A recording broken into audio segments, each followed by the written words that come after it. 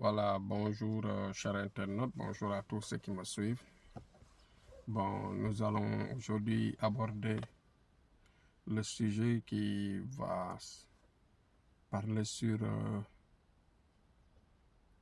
la situation dans nos familles, la situation entre les membres de la famille, c'est-à-dire leur cohabitation et les remous qui parfois perturbent vraiment les relations. Mais avant cela, nous allons d'abord prier pour nos morts, que la terre leur soit légère et que Dieu les accueille au paradis Firdaus. Nous prions aussi pour les malades qui sont dans les maisons comme dans les hôpitaux, sans oublier aussi ceux qui purgent la peine dans les prisons. Mais pour dire vrai, que actuellement, ce que nous devons dire, c'est que dans notre travail, à chaque fois, nous voyons beaucoup de problèmes au sein de nos familles qui sont originaires pour la plupart, d'accord, par des humeurs, mais pour la plupart, il y a des malfaiteurs qui sont entre nous, des malfaiteurs qui sont dans nos rangs. Vous savez que dans une famille, on peut être issu d'une même mère, d'un même papa, mais le problème qui se passe, c'est que nous n'avons pas exactement parfois la chance d'avoir la même éducation ou bien d'avoir les mêmes comportements. Mais aussi, la partie la plus importante, c'est le cœur. Vous voyez qu'il y a des gens qui sont très mal intentionnés, qui naissent comme ça, qui naissent très parfois sournois dans la mesure où parfois ils peuvent perturber la famille, diviser la famille, diviser tous les membres de la famille sans se faire apparaître. C'est-à-dire que à chaque fois qu'il y a un mal, à chaque fois qu'il y a des problèmes entre les personnes, à chaque fois qu'il y a des perturbations entre les personnes, qu'est-ce qui va se passer? Ce sont eux exactement, c'est lui exactement. Parfois, il peut être nombreux. Ces personnes-là, ces malfaiteurs-là, ces mal intentionnels-là qui perturbent ces gens sournois. On les appelle même, moi je dirais, c'est des sournois à titre élevé. Parce que tout simplement, parfois, ils sont capables d'aller voir un marabout et de faire des divisions. C'est-à-dire sélectionner les gens qu'ils veulent collaborer et les séparer avec les gens les plus honnêtes de la famille. S'ils voient que tel ou tel est naïf, ils vont tout faire pour récupérer les plus naïfs de la famille ou bien récupérer les plus importants, les membres les plus importants de la famille. Parfois, ils récupèrent la grand-mère ou bien le grand-père ou bien le parent le plus important de la famille ou bien parfois l'aîné de la famille ou parfois celui qui est plus qui a la plus bonne position financièrement dans la famille. Et qu'est-ce qui va se passer maintenant? Ils vont essayer de le diviser mystiquement avec les autres. Mais ça ne suffit pas. En même temps, ils vont passer tout leur temps à dire du mal sur les autres qu'ils veulent, par exemple, écarter. Cela existe chez nous. Cela existe dans nos rangs, dans nos familles. Même ça peut être dans les lieux de travail, même dans les quartiers, il y a partout ces mal intentionnés-là qui existent. Donc le conseil que je donne, c'est de ne jamais prêter l'oreille aux sourds, c'est-à-dire aux gens qui ne disent que du mal sur les autres. Il y en a. Il y a des gens qui passent tout leur temps à dire du mal sur les autres. Si vous voyez quelqu'un qui, parfois, à chaque fois qu'il y a deux personnes qui se bagarrent, deux personnes qui se séparent, ils vont prendre part et approcher le plus naïf entre les deux et ensuite passer de l'autre côté, aller dire du mal sur l'autre sans se faire comment dirais-je, distinguer. Ces genres de personnes-là, il faut les identifier dans nos familles.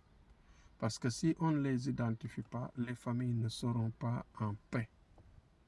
Il y a beaucoup de familles qui se déchirent, qui vont au tribunal, qui vont à la police, à la gendarmerie.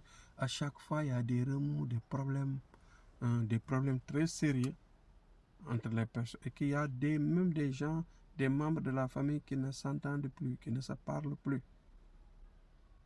Et pour la plupart, cela est causé par un seul membre qui est sournois, un seul membre qui est très dangereux, qui est dans le groupe, un membre intégrant de la famille qui doit être écarté. Moi, je vois que ces innocents, ces soi-disant innocents-là, parfois, ils passent inaperçus.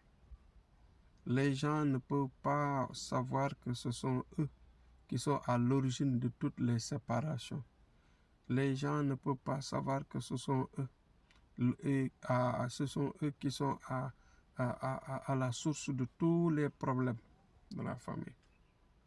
Voilà. C'est pourquoi nous devons faire attention quand il y a des gens qui se séparent, quand il y a toujours des remous, des problèmes. Il faut se cacher, il faut savoir écouter, il faut savoir identifier et approcher de temps en temps tous les membres de la famille. Il faut écouter du plus petit au plus grand. Et ensuite, faire attention de ne jamais retenir tout ce qu'on vous dit. C'est-à-dire, ce qu'il faut retenir, c'est de faire... Vous avez les éléments que vous allez avoir. C'est juste pour vous permettre de faire des analyses. Où se trouve le problème?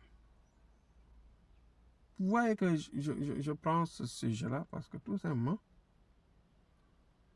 aujourd'hui et hier, nous avons rencontré des problèmes de ce genre et qui parfois aboutissent à la justice. Et que ces mêmes personnes-là, ces mêmes membres de la famille qui s'aimaient tellement, des gens très honnêtes, des gens innocents qui doivent même rester ensemble, vont se déchirer et deviennent les plus grands ennemis et se séparent pour la vie. Nous qui parlons, nous sommes victimes de ça. Nous sommes victimes de ça. Au sein de notre famille, on nous a malmenés un moment. On nous a séparés de nos frères. On nous a séparés de certaines de nos sœurs.